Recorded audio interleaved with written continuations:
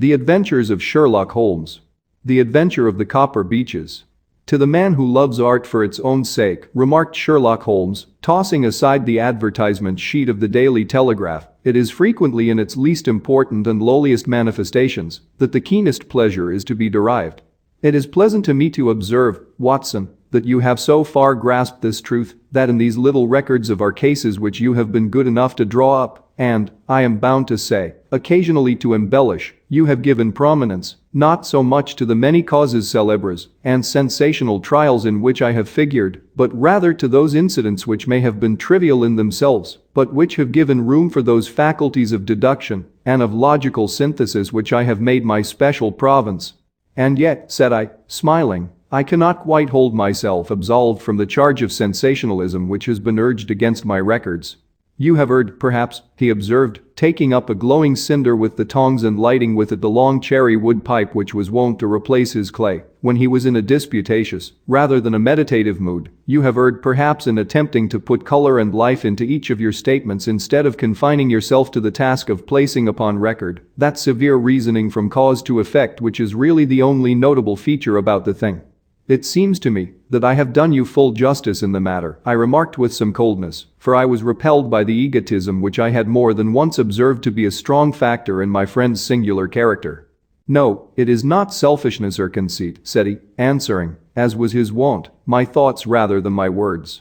If I claim full justice for my art, it is because it is an impersonal thing, a thing beyond myself. Crime is common. Logic is rare. Therefore it is upon the logic, rather than upon the crime, that you should dwell. You have degraded what should have been a course of lectures into a series of tales. It was a cold morning of the early spring, and we sat after breakfast on either side of a cheery fire in the old room at Baker Street. A thick fog rolled down between the lines of dun-colored houses, and the opposing windows loomed like dark, shapeless blurs through the heavy yellow wreaths. Our gas was lit and shone on the white cloth and glimmer of china and metal, for the table had not been cleared yet. Sherlock Holmes had been silent all the morning, dipping continuously into the advertisement columns of a succession of papers until at last, having apparently given up his search, he had emerged in no very sweet temper to lecture me upon my literary shortcomings. At the same time, he remarked after a pause, during which he had sat puffing at his long pipe and gazing down into the fire, you can hardly be open to a charge of sensationalism, for out of these cases which you have been so kind as to interest yourself in, a fair proportion do not treat of crime, in its legal sense, at all. The small matter in which I endeavored to help the King of Bohemia, the singular experience of Miss Mary Sutherland, the problem connected with the man with the twisted lip, and the incident of the noble bachelor, were all matters which are outside the pale of the law. But in avoiding the sensational, I fear that you may have bordered on the trivial. The end may have been so, I answered, but the methods I hold to have been novel and of interest. My dear fellow, what do the public, the great unobservant public, who could hardly tell a weaver by his tooth, or a compositor by his left thumb, care about the finer shades of analysis and deduction? But, indeed, if you are trivial, I cannot blame you, for the days of the great cases are past. Man, or at least criminal man, has lost all enterprise and originality. As to my own little practice, it seems to be degenerating into an agency for recovering lost lead pencils and giving advice to young ladies from boarding schools. I think that I have touched bottom at last, however. This note I had this morning marks my 0 point, I fancy. Read it. He tossed a crumpled letter across to me. It was dated from Montague Place upon the preceding evening, and ran thus, Dear Mr. Holmes, I am very anxious to consult you as to whether I should or should not accept a situation which has been offered to me as governess. I shall call at 10:30 tomorrow, if I do not inconvenience you. Yours faithfully, Violet Hunter. Do you know the young lady?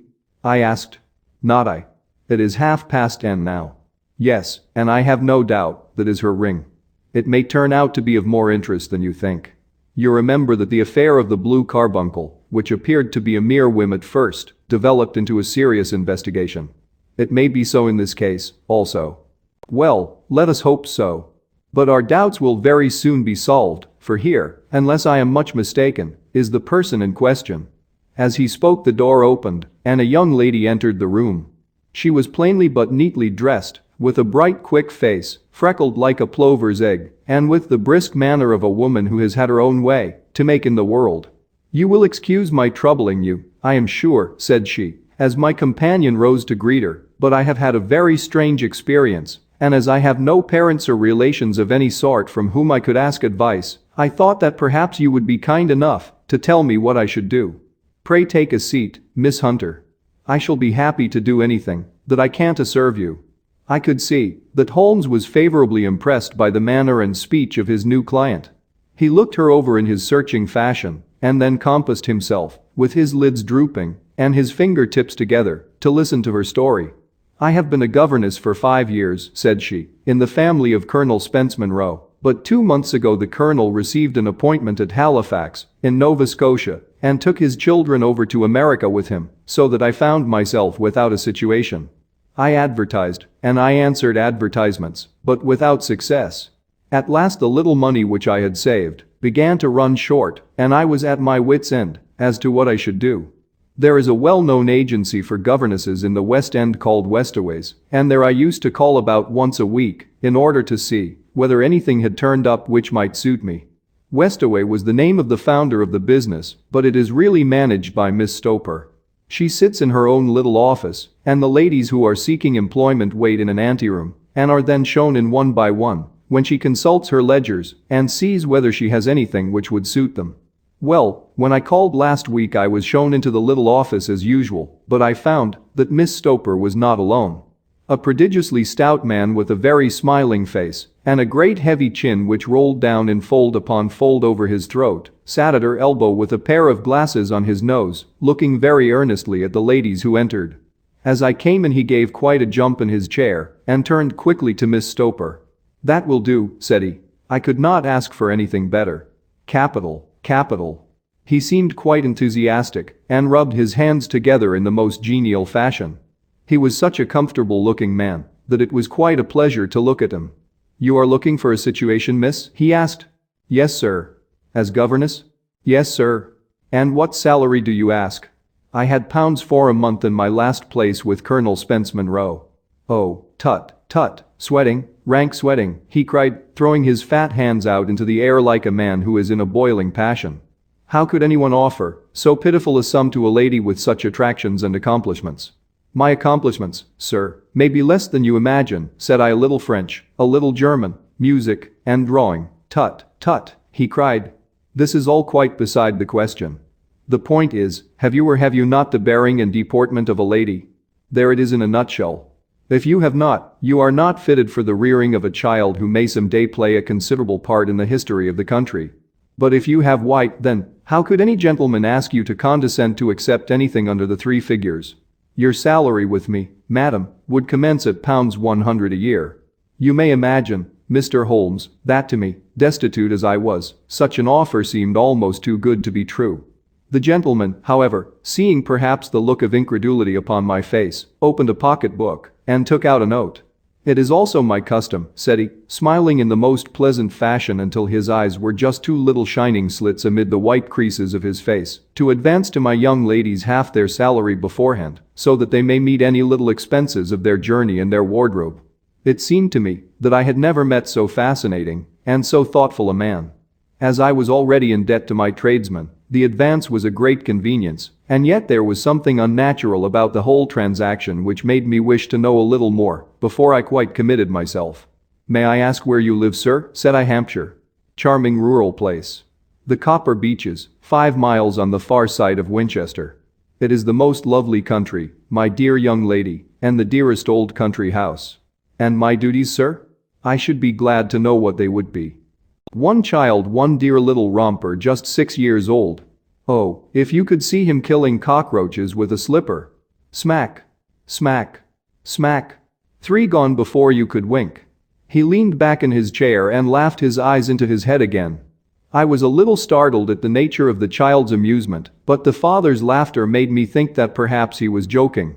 "My sole duties, then," I asked, "are to take charge of a single child?" "No, no, not the sole, not the sole, my dear young lady," he cried. "Your duty would be, as I am sure your good sense would suggest, to obey any little commands my wife might give, provided always that they were such commands as a lady might with propriety obey. You see no difficulty, eh? I should be happy to make myself useful." "Quite so. In dress now, for example." We are fatty people, you know, fatty but kind-hearted. If you were asked to wear any dress which we might give you, you would not object to our little whim. Heh? No, said I, considerably astonished at his words. Or to sit here, or sit there, that would not be offensive to you. Oh, no. Or to cut your hair quite short before you come to us? I could hardly believe my ears. As you may observe, Mr. Holmes, my hair is somewhat luxuriant and of a rather peculiar tint of chestnut. It has been considered artistic. I could not dream of sacrificing it in this offhand fashion. I am afraid that is quite impossible, said I. He had been watching me eagerly out of his small eyes, and I could see a shadow pass over his face as I spoke. I am afraid that it is quite essential, said he. It is a little fancy of my wife's, and ladies' fancies, you know, madam, ladies' fancies must be consulted. And so you won't cut your hair? No, sir, I really could not, I answered firmly. Ah, very well, then that quite settles the matter. It is a pity, because in other respects you would really have done very nicely. In that case, Miss Stoper, I had best inspect a few more of your young ladies. The manageress had sat all this while busy with her papers without a word to either of us, but she glanced at me now with so much annoyance upon her face that I could not help suspecting that she had lost a handsome commission through my refusal. Do you desire your name to be kept upon the books? She asked. If you please, Miss Stoper. Well, really, it seems rather useless, since you refused the most excellent offers in this fashion, said she sharply. You can hardly expect us to exert ourselves to find another such opening for you. Good day to you, Miss Hunter. She struck a gong upon the table, and I was shown out by the page. Well, Mr. Holmes, when I got back to my lodgings and found little enough in the cupboard and 2 or 3 bills upon the table, I began to ask myself whether I had not done a very foolish thing. After all, if these people had strange fads and expected obedience on the most extraordinary matters, they were at least ready to pay for their eccentricity. Very few governesses in England are getting £100 a year. Besides, what use was my hair to me? Many people are improved by wearing it short, and perhaps I should be among the number. Next day I was inclined to think that I had made a mistake, and by the day after I was sure of it. I had almost overcome my pride so far as to go back to the agency and inquire whether the place was still open, when I received this letter from the gentleman himself. I have it here and I will read it to you. The Copper Beeches, near Winchester. Dear Miss Hunter, Miss Stoper has very kindly given me your address, and I write from here to ask you whether you have reconsidered your decision. My wife is very anxious that you should come, for she has been much attracted by my description of you. We are willing to give £30 a quarter or £120 a year so as to recompense you for any little inconvenience which our fads may cause you. They are not very exacting, after all. My wife is fond of a particular shade of electric blue and would like you to wear such a dress indoors in the morning. You need not, however, go to the expense of purchasing one, as we have one belonging to my dear daughter Alice, now in Philadelphia, which would, I should think, fit you very well. Then, as to sitting here or there, or amusing yourself in any manner indicated, that need cause you no inconvenience. As regards your hair, it is no doubt a pity, especially as I could not help remarking its beauty during our short interview, but I am afraid that I must remain firm upon this point, and I only hope that the increased salary may recompense you for the loss. Your duties, as far as the child is concerned, are very light. Now do try to come, and I shall meet you with the dog cart at Winchester. Let me know your train. Yours faithfully, Geoffrey Rucastle. That is the letter which I have just received, Mr. Holmes, and my mind is made up that I will accept it. I thought, however, that before taking the final step I should like to submit the whole matter to your consideration. Well, Miss Hunter, if your mind is made up, that settles the question, said Holmes, smiling. But you would not advise me to refuse? I confess that it is not the situation which I should like to see a sister of mine apply for. What is the meaning of it all, Mr. Holmes? Ah, I have no data. I cannot tell. Perhaps you have yourself formed some opinion? Well, there seems to me to be only one possible solution. Mr. Rucastle seemed to be a very kind, good-natured man. Is it not possible that his wife is a lunatic, that he desires to keep the matter quiet for fear she should be taken to an asylum, and that he humors her fancies in every way in order to prevent an outbreak? That is a possible solution. In fact, as matters stand, it is the most probable one. But in any case it does not seem to be a nice household for a young lady. But the money, Mr. Holmes, the money. Well, yes, of course the pay is good, too good. That is what makes me uneasy. Why should they give you £120 a year when they could have their pick for £40? There must be some strong reason behind. I thought that, if I told you the circumstances, you would understand afterwards. If I wanted your help, I should feel so much stronger if I felt that you were at the back of me. Oh, you may carry that feeling away with you. I assure you that your little problem promises to be the most interesting which has come my way for some months. There is something distinctly novel about some of the features. If you should find yourself in doubt or in danger. What danger do you foresee? Holmes shook his head gravely. It would cease to be a danger if we could define it, said he. But at any time, day or night, a telegram would bring me down to your help. That is enough. She rose briskly from her chair with the anxiety all swept from her face. I shall go down to Hampshire quite easy in my mind now. I shall write to Mr. Rucastle at once, sacrifice my poor hair tonight, and start for Winchester tomorrow. With a few grateful words to Holmes, she bade us both good night and bustled off upon her way. At least, said I as we heard her quick, firm steps descending the stairs, she seems to be a young lady who is very well able to take care of herself. And she would need to be, said Holmes gravely. I am much mistaken if we do not hear from her before many days are past. It was not very long before my friend's prediction was fulfilled. A fortnight went by, during which I frequently found my thoughts turning in her direction and wondering what strange side alley of human experience this lonely woman had strayed into. The unusual salary, the curious conditions, the light duties, all pointed to something abnormal, though whether a fad or a plot, or whether the man were a philanthropist or a villain, it was quite beyond my powers to determine. As to Holmes, I observed that he sat frequently for half an hour on end, with knitted brows and an abstracted air, but he swept the matter away with a wave of his hand when I mentioned it. Data, he cried impatiently. I can't make bricks without clay. And yet he would always wind up by muttering that no sister of his should ever have accepted such a situation. The telegram which we eventually received came late one night just as I was thinking of turning in, and Holmes was settling down to one of those all-night chemical researches which he frequently indulged in, when I would leave him stooping over a retort and a test tube at night and find him in the same position when I came down to breakfast in the morning. He opened the yellow envelope and then, glancing at the message, threw it across to me. Just look up the trains in Bradshaw, said he, and turned back to his chemical studies. The summons was a brief and urgent one. Please be at the Black Swan Hotel at Winchester at midday tomorrow, it said. Do come. I am at my wit's end. Hunter. Will you come with me? Asked Holmes, glancing up. I should wish to. Just look it up, then. There is a train at 9:30, said I, glancing over my Bradshaw. It is due at Winchester at 11:30. That will do very nicely. Then perhaps I had better postpone my analysis of the acetones, as we may need to be at our best in the morning. By 11 o'clock the next day we were well upon our way to the Old English capital. Holmes had been buried in the morning papers all the way down, but after we had passed the Hampshire border, he threw them down and began to admire the scenery. It was an ideal spring day, a light blue sky, flecked with little fleecy white clouds drifting across from west to east. The sun was shining very brightly, and yet there was an exhilarating nip in the air, which set an edge to a man's energy. All over the countryside, away to the rolling hills around Aldershot, the little red and grey roofs of the farmsteadings peeped out from amid the light green of the new foliage. Are they not fresh and beautiful? I cried with all the enthusiasm of a man fresh from the fogs of Baker Street. But Holmes shook his head gravely. Do you know, Watson, said he, that it is one of the curses of a mind with a turn like mine, that I must look at everything with reference to my own special subject. You look at these scattered houses, and you are impressed by their beauty. I look at them, and the only thought which comes to me is a feeling of their isolation and of the impunity with which crime may be committed there. Good heavens! I cried.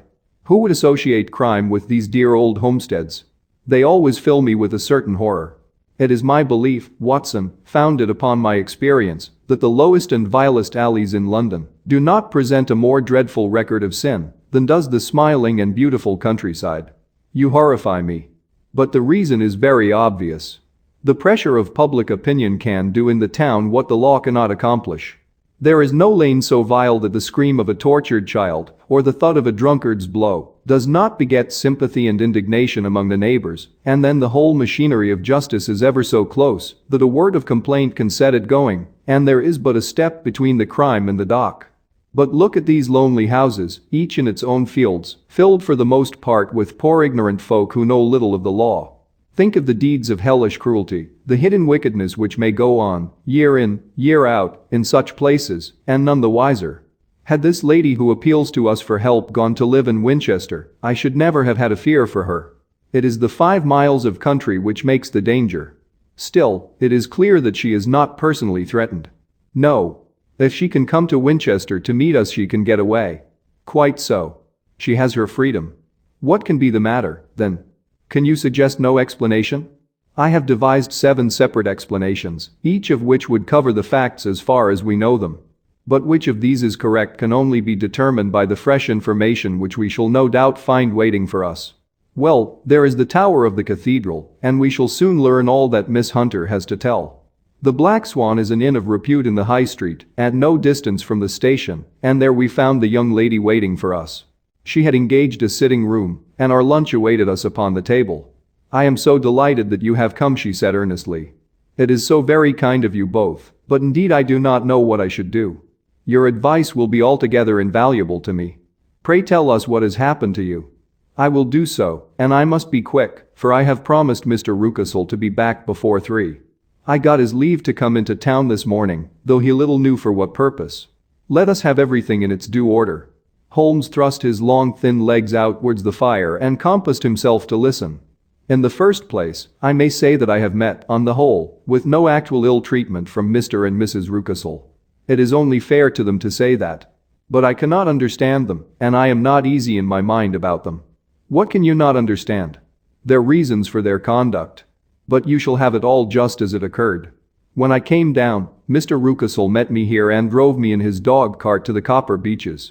It is, as he said, beautifully situated, but it is not beautiful in itself, for it is a large square block of a house, whitewashed, but all stained and streaked with damp and bad weather. There are grounds round it, woods on 3 sides, and on the 4th a field which slopes down to the Southampton highroad, which curves past about 100 yards from the front door. This ground in front belongs to the house, but the woods all round are part of Lord Southerton's preserves. A clump of copper beeches immediately in front of the hall door has given its name to the place. I was driven over by my employer, who was as amiable as ever, and was introduced by him that evening to his wife and the child. There was no truth, Mr. Holmes, in the conjecture which seemed to us to be probable in your rooms at Baker Street. Mrs. Rucastle is not mad.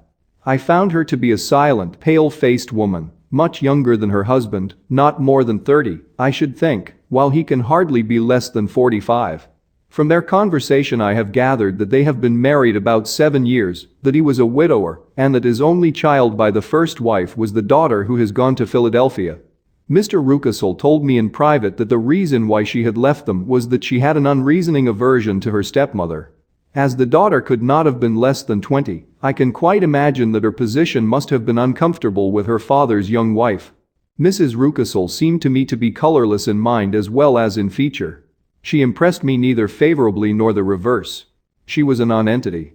It was easy to see that she was passionately devoted both to her husband and to her little son. Her light gray eyes wandered continually from one to the other, noting every little want and forestalling it if possible. He was kind to her also in his bluff, boisterous fashion, and on the whole they seemed to be a happy couple. And yet she had some secret sorrow, this woman. She would often be lost in deep thought, with the saddest look upon her face. More than once I have surprised her in tears. I have thought sometimes that it was the disposition of her child which weighed upon her mind, for I have never met so utterly spoiled and so ill-natured a little creature. He is small for his age, with a head which is quite disproportionately large. His whole life appears to be spent in an alternation between savage fits of passion and gloomy intervals of sulking. Giving pain to any creature weaker than himself seems to be his one idea of amusement, and he shows quite remarkable talent in planning the capture of mice, little birds, and insects. But I would rather not talk about the creature, Mr. Holmes, and, indeed, he has little to do with my story. I am glad of all details, remarked my friend, whether they seem to you to be relevant or not. I shall try not to miss anything of importance. The one unpleasant thing about the house, which struck me at once, was the appearance and conduct of the servants. There are only two, a man and his wife. Toller, for that is his name, is a rough, uncouth man, with grizzled hair and whiskers, and a perpetual smell of drink. Twice since I have been with them he has been quite drunk, and yet Mr. Rucastle seemed to take no notice of it. His wife is a very tall and strong woman with a sour face, as silent as Mrs. Rucastle and much less amiable. They are a most unpleasant couple, but fortunately I spend most of my time in the nursery and my own room, which are next to each other in one corner of the building. For 2 days after my arrival at the Copper Beeches my life was very quiet. On the third, Mrs. Rucastle came down just after breakfast and whispered something to her husband. "Oh, yes," said he, turning to me, "we are very much obliged to you, Miss Hunter, for falling in with our whims so far as to cut your hair. I assure you that it has not detracted in the tiniest iota from your appearance. We shall now see how the electric blue dress will become you. You will find it laid out upon the bed in your room, and if you would be so good as to put it on we should both be extremely obliged." The dress which I found waiting for me was of a peculiar shade of blue. It was of excellent material, a sort of beige, but it bore unmistakable signs of having been worn before. It could not have been a better fit if I had been measured for it. Both Mr. and Mrs. Rucastle expressed a delight at the look of it, which seemed quite exaggerated in its vehemence. They were waiting for me in the drawing room, which is a very large room, stretching along the entire front of the house, with 3 long windows reaching down to the floor. A chair had been placed close to the central window, with its back turned towards it. In this I was asked to sit, and then Mr. Rucastle, walking up and down on the other side of the room, began to tell me a series of the funniest stories that I have ever listened to. You cannot imagine how comical he was, and I laughed until I was quite weary. Mrs. Rucastle, however, who has evidently no sense of humor, never so much as smiled, but sat with her hands in her lap and a sad, anxious look upon her face. After an hour or so, Mr. Rucastle suddenly remarked that it was time to commence the duties of the day, and that I might change my dress and go to little Edward in the nursery. 2 days later the same performance was gone through under exactly similar circumstances. Again I changed my dress, again I sat in the window, and again I laughed very heartily at the funny stories of which my employer had an immense repertoire and which he told inimitably. Then he handed me a yellow-backed novel, and moving my chair a little sideways, that my own shadow might not fall upon the page, he begged me to read aloud to him. I read for about 10 minutes, beginning in the heart of a chapter, and then suddenly, in the middle of a sentence, he ordered me to cease and to change my dress. You can easily imagine, Mr. Holmes, how curious I became as to what the meaning of this extraordinary performance could possibly be. They were always very careful, I observed, to turn my face away from the window, so that I became consumed with the desire to see what was going on behind my back. At first it seemed to be impossible, but I soon devised a means. My hand mirror had been broken, so a happy thought seized me, and I concealed a piece of the glass in my handkerchief. On the next occasion, in the midst of my laughter, I put my handkerchief up to my eyes and was able with a little management to see all that there was behind me. I confess that I was disappointed. There was nothing. At least it was my first impression. At the second glance, however, I perceived that there was a man standing in the Southampton Road, a small bearded man in a grey suit, who seemed to be looking in my direction. The road is an important highway, and there are usually people there. This man, however, was leaning against the railings which bordered our field and was looking earnestly up. I lowered my handkerchief and glanced at Mrs. Rucastle to find her eyes fixed upon me with a most searching gaze. She said nothing, but I am convinced that she had divined that I had a mirror in my hand and had seen what was behind me. She rose at once. "Jeffro," said she, "there is an impertinent fellow upon the road there who stares up at Miss Hunter."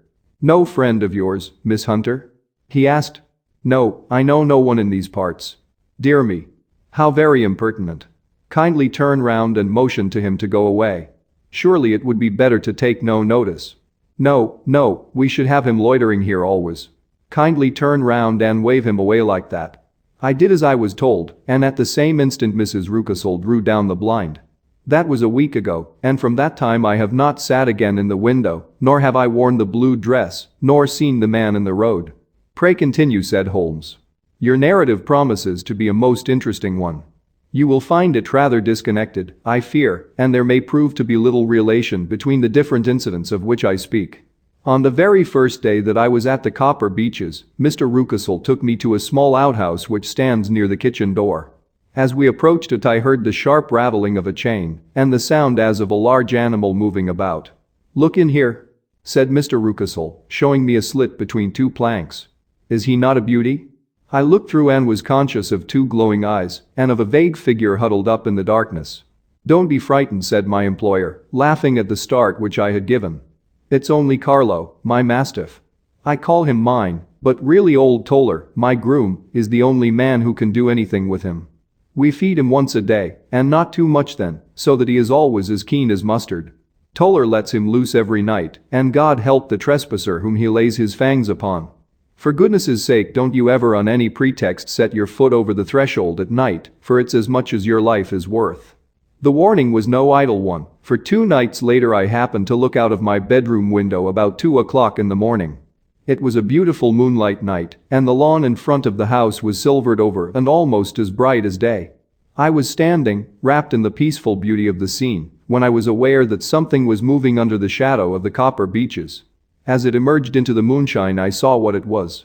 It was a giant dog, as large as a calf, tawny tinted, with hanging jowl, black muzzle, and huge projecting bones. It walked slowly across the lawn and vanished into the shadow upon the other side. That dreadful sentinel sent a chill to my heart which I do not think that any burglar could have done. And now I have a very strange experience to tell you.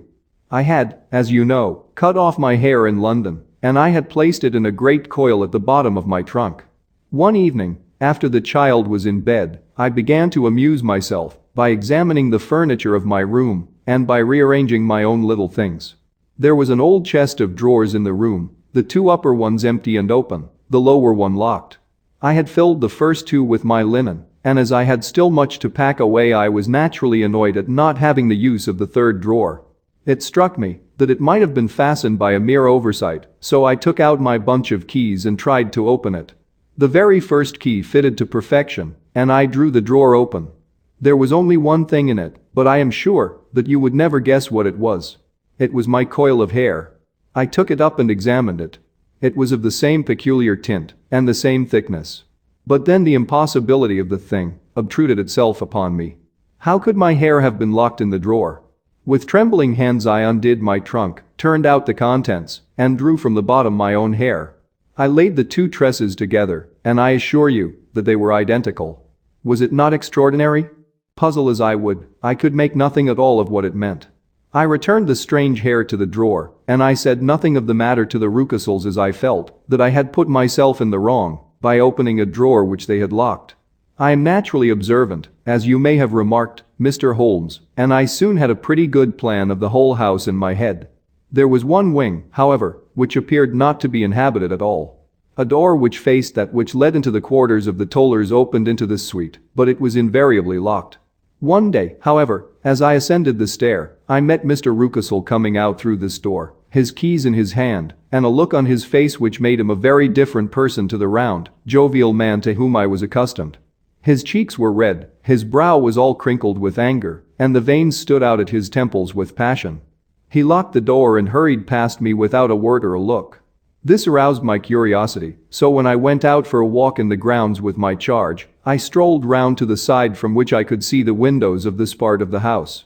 There were 4 of them in a row, 3 of which were simply dirty, while the 4th was shuttered up. They were evidently all deserted. As I strolled up and down, glancing at them occasionally, Mr. Rucastle came out to me, looking as merry and jovial as ever. "Ah," said he, "you must not think me rude if I passed you without a word, my dear young lady." I was preoccupied with business matters. I assured him that I was not offended.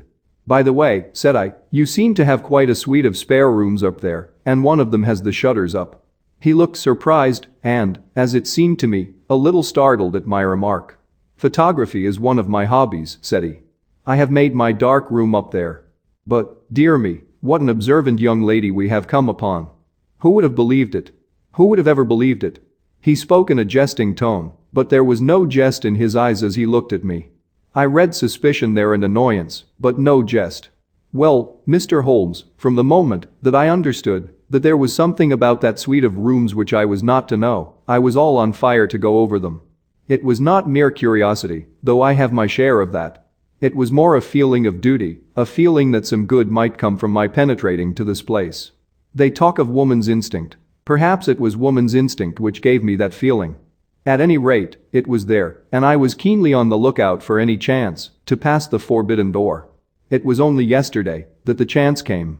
I may tell you that, besides Mr. Rucastle, both Toller and his wife find something to do in these deserted rooms, and I once saw him carrying a large black linen bag with him through the door. Recently he has been drinking hard, and yesterday evening he was very drunk, and when I came upstairs there was the key in the door. I have no doubt at all that he had left it there. Mr. and Mrs. Rucastle were both downstairs, and the child was with them, so that I had an admirable opportunity. I turned the key gently in the lock, opened the door, and slipped through. There was a little passage in front of me, unpapered and uncarpeted, which turned at a right angle at the farther end. Round this corner were 3 doors in a line, the first and third of which were open. They each led into an empty room, dusty and cheerless, with 2 windows in the one and one in the other, so thick with dirt that the evening light glimmered dimly through them. The center door was closed, and across the outside of it had been fastened one of the broad bars of an iron bed, padlocked at one end to a ring in the wall, and fastened at the other with stout cord. The door itself was locked as well, and the key was not there. This barricaded door corresponded clearly with the shuttered window outside, and yet I could see by the glimmer from beneath it that the room was not in darkness. Evidently there was a skylight which let in light from above. As I stood in the passage gazing at the sinister door and wondering what secret it might veil, I suddenly heard the sound of steps within the room and saw a shadow pass backward and forward against a little slit of dim light which shone out from under the door. A mad, unreasoning terror rose up in me at the sight, Mr. Holmes. My overstrung nerves failed me suddenly, and I turned and ran as though some dreadful hand were behind me clutching at the skirt of my dress. I rushed down the passage, through the door, and straight into the arms of Mr. Rucastle, who was waiting outside. "So," said he, smiling, "it was you, then. I thought that it must be when I saw the door open. Oh, I am so frightened," I panted. My dear young lady, you cannot think how caressing and soothing his manner was, and what has frightened you, my dear young lady." But his voice was just a little too coaxing. He overdid it. I was keenly on my guard against him. "I was foolish enough to go into the empty wing," I answered. "But it is so lonely and eerie in this dim light that I was frightened and ran out again. Oh, it is so dreadfully still in there." "Only that?" said he, looking at me keenly. "Why, what did you think?" I asked. "Why do you think that I locked this door? I am sure that I do not know. It is to keep people out who have no business there. Do you see?" He was still smiling in the most amiable manner. "I am sure, if I had known, well, then, you know now. And if you ever put your foot over that threshold again," here in an instant the smile hardened into a grin of rage, and he glared down at me with the face of a demon, "I'll throw you to the mastiff." I was so terrified that I do not know what I did. I suppose that I must have rushed past him into my room. I remember nothing until I found myself lying on my bed trembling all over. Then I thought of you, Mr. Holmes. I could not live there longer without some advice. I was frightened of the house, of the man, of the woman, of the servants, even of the child. They were all horrible to me. If I could only bring you down all would be well. Of course I might have fled from the house, but my curiosity was almost as strong as my fears. My mind was soon made up. I would send you a wire. I put on my hat and cloak, went down to the office, which is about half a mile from the house, and then returned, feeling very much easier.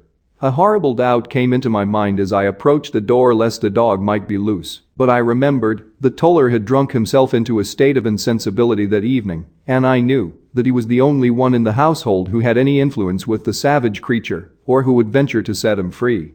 I slipped in safety, and lay awake half the night in my joy at the thought of seeing you. I had no difficulty in getting leave to come into Winchester this morning, but I must be back before 3 o'clock, for Mr. and Mrs. Rucastle are going on a visit and will be away all the evening, so that I must look after the child. Now I have told you all my adventures, Mr. Holmes, and I should be very glad if you could tell me what it all means and, above all, what I should do." Holmes and I had listened spellbound to this extraordinary story. My friend rose now and paced up and down the room, his hands in his pockets and an expression of the most profound gravity upon his face. Is Toller still drunk? He asked. Yes. I heard his wife tell Mrs. Rucastle that she could do nothing with him. That is well. And the Rucastles go out tonight? Yes. Is there a cellar with a good strong lock? Yes, the wine cellar. You seem to me to have acted all through this matter like a very brave and sensible girl, Miss Hunter. Do you think that you could perform one more feat? I should not ask it of you if I did not think you a quite exceptional woman. I will try. What is it? We shall be at the Copper Beeches by 7 o'clock, my friend and I. The Rucastles will be gone by that time, and Toller will, we hope, be incapable. There only remains Mrs. Toller, who might give the alarm. If you could send her into the cellar on some errand, and then turn the key upon her, you would facilitate matters immensely. I will do it. Excellent. We shall then look thoroughly into the affair. Of course there is only one feasible explanation. You have been brought there to personate someone, and the real person is imprisoned in this chamber. That is obvious. As to who this prisoner is, I have no doubt that it is the daughter, Miss Alice Rucastle, if I remember right, who was said to have gone to America. You were chosen, doubtless, as resembling her in height, figure, and the color of your hair. Hers had been cut off, very possibly in some illness through which she has passed, and so, of course, yours had to be sacrificed also. By a curious chance you came upon her tresses. The man in the road was undoubtedly some friend of hers, possibly her fiancé, and no doubt, as you wore the girl's dress and were so like her, he was convinced from your laughter whenever he saw you, and afterwards from your gesture, that Miss Rucastle was perfectly happy and that she no longer desired his attentions. The dog is let loose at night to prevent him from endeavoring to communicate with her. So much is fairly clear. The most serious point in the case is the disposition of the child. What on earth has that to do with it? I ejaculated. My dear Watson, you as a medical man are continually gaining light as to the tendencies of a child by the study of the parents. Don't you see that the converse is equally valid? I have frequently gained my first real insight into the character of parents by studying their children. This child's disposition is abnormally cruel, merely for cruelty's sake, and whether he derives this from his smiling father, as I should suspect, or from his mother, it bodes evil for the poor girl who is in their power. I am sure that you are right, Mr. Holmes, cried our client. 1,000 things come back to me which make me certain that you have hit it. Oh, let us lose not an instant in bringing help to this poor creature. We must be circumspect, for we are dealing with a very cunning man. We can do nothing until 7 o'clock. At that hour we shall be with you, and it will not be long before we solve the mystery. We were as good as our word, for it was just 7 when we reached the Copper Beeches, having put up our trap at a wayside public house. The group of trees, with their dark leaves shining like burnished metal in the light of the setting sun, were sufficient to mark the house even had Miss Hunter not been standing smiling on the doorstep. Have you managed it? Asked Holmes. A loud thudding noise came from somewhere downstairs. That is Mrs. Toller in the cellar, said she. Her husband lies snoring on the kitchen rug. Here are his keys, which are the duplicates of Mr. Rucastle's. You have done well indeed, cried Holmes with enthusiasm. Now lead the way, and we shall soon see the end of this black business. We passed up the stair, unlocked the door, followed on down a passage, and found ourselves in front of the barricade which Miss Hunter had described. Holmes cut the cord and removed the transverse bar. Then he tried the various keys in the lock, but without success. No sound came from within, and at the silence Holmes' face clouded over. I trust that we are not too late, said he. I think, Miss Hunter, that we had better go in without you. Now, Watson, put your shoulder to it, and we shall see whether we cannot make our way in. It was an old rickety door, and gave at once before our united strength. Together we rushed into the room. It was empty. There was no furniture save a little pallet bed, a small table, and a basket full of linen.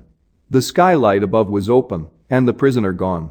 There has been some villainy here, said Holmes. This beauty has guessed Miss Hunter's intentions and has carried his victim off. But how? Through the skylight. We shall soon see how he managed it. He swung himself up onto the roof. Ah, yes, he cried, here's the end of a long light ladder against the eaves. That is how he did it. But it is impossible, said Miss Hunter. The ladder was not there when the Rucastles went away. He has come back and done it. I tell you that he is a clever and dangerous man. I should not be very much surprised if this were he whose step I hear now upon the stair. I think, Watson, that it would be as well for you to have your pistol ready." The words were hardly out of his mouth before a man appeared at the door of the room, a very fat and burly man, with a heavy stick in his hand. Miss Hunter screamed and shrunk against a wall at the sight of him, but Sherlock Holmes sprang forward and confronted him. "You villain," said he, "where's your daughter?" The fat man cast his eyes round, and then up at the open skylight. "It is for me to ask you that," he shrieked, "you thieves. Spies and thieves. I have caught you, have I? You are in my power. I'll serve you." He turned and clattered down the stairs as hard as he could go. "He's gone for the dog," cried Miss Hunter. "I have my revolver," said I. "Better close the front door," cried Holmes, and we all rushed down the stairs together. We had hardly reached the hall when we heard the baying of a hound and then a scream of agony, with a horrible worrying sound which it was dreadful to listen to. An elderly man with a red face and shaking limbs came staggering out at a side door. "My God," he cried. "Someone has loosed a dog. It's not been fed for 2 days.